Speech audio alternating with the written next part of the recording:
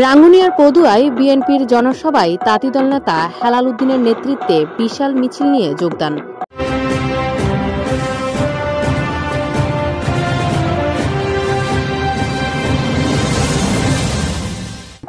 Desk report, Rangunia news. আপনার যে কোনো তথ্য, মতামত ও বিজ্ঞাপন দিতে স্ক্রিনে দেওয়া নাম্বারে যোগাযোগ করুন। চলুন শোনা যাক আমাদের প্রতিনিধির পাঠানো রিপোর্টে বিস্তারিত।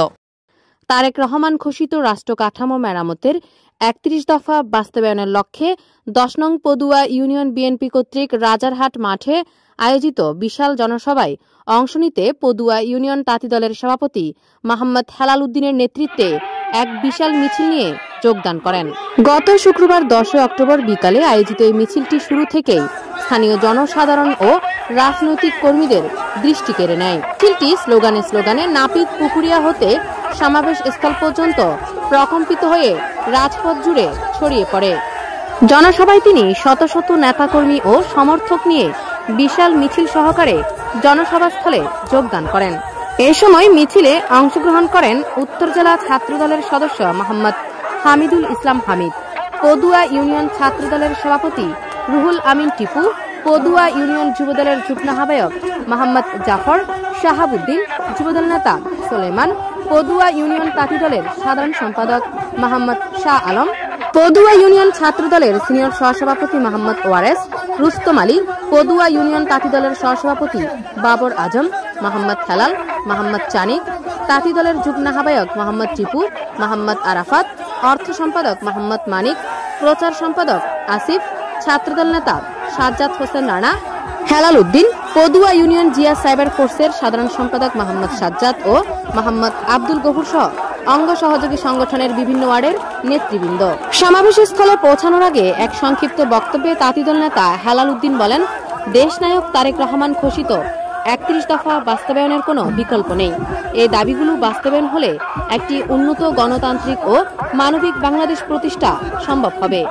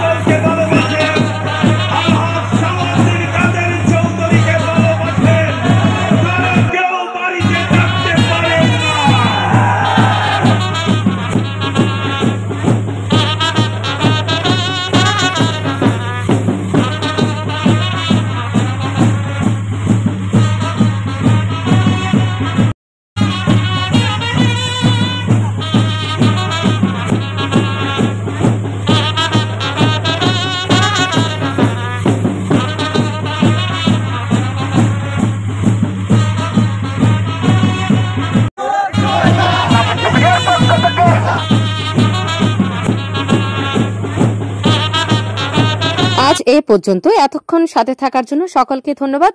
আমাদের পেজ ও ইউটিউব চ্যানেলটি লাইক, কমেন্ট, শেয়ার করে আমাদের সাথেই থাকুন। পরবর্তী নিউজ দেখার আমন্ত্রণ জানিয়ে আজকের মতো এখানে শেষ করছি। আল্লাহ হাফেজ।